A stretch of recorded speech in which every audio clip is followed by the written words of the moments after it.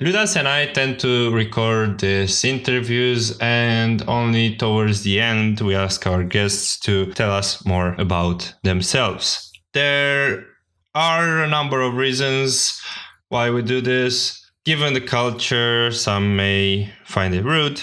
Now, the first question to Tom was about something that had nothing to do with introducing him whatsoever. Still, Tom was kind enough to not only introduce himself, but to specify that this is a cultural difference.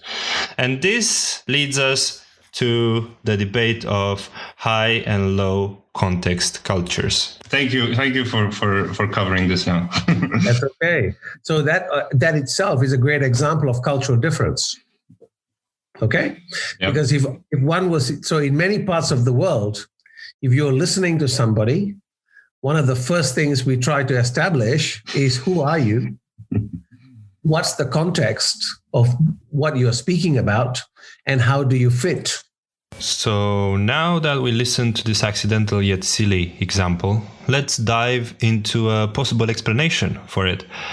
What is, in my opinion, one of the most interesting classifications for cultures.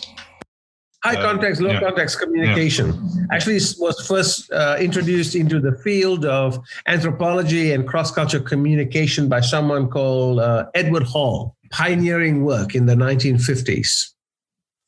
And then it was built on by Gerd Hofstadter in the 60s, Franz Trompenas, and of course, all the various other people who have come.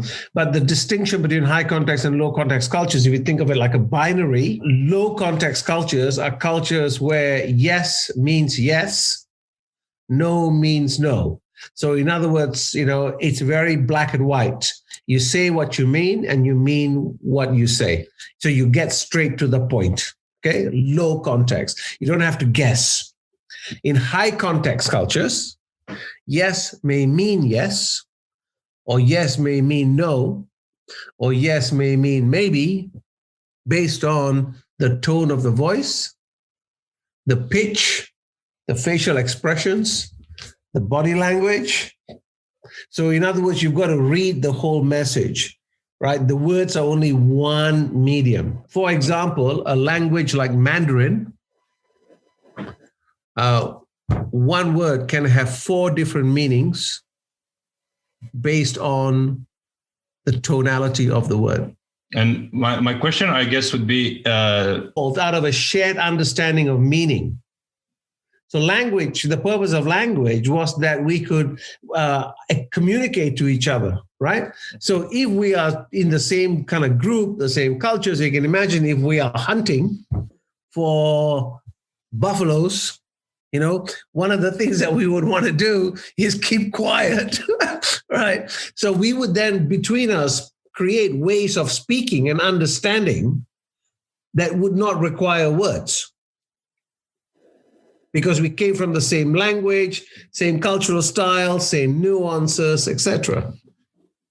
But once you start changing that and going into mixing with different tribes, what we may mean one thing may not mean the same thing. So therefore, we now become we have to be more explicit. So use an example like football. Like we use the word football as an example. So you are living in Cardiff in the UK. So when we talk about football in the UK, what do we refer to? What Americans may call soccer. Soccer, correct. But if you were in the United States and you use the word football, it would mean gridiron, right? American rules football. If you came to Australia and the southern part of Australia, Aussie rules. You use football, Aussie rules. But if you were in the northern part of Australia, it would be rugby. Whoa, okay, that one I didn't know. Right? So just the one word has different meanings, right? So hence, if we are both, say, from the UK, or we're both, when we talk football, we know we're talking soccer. But if you're here in Melbourne talking football, it's Aussie rules. Because if you were talking soccer, you would say soccer. Yeah. So hence, that's how language has evolved. Nice. So the higher the context languages become, the high context languages are languages where we can speak between the lines, right? That you don't need to be so explicit. Whereas in low context, we tend to be far more explicit.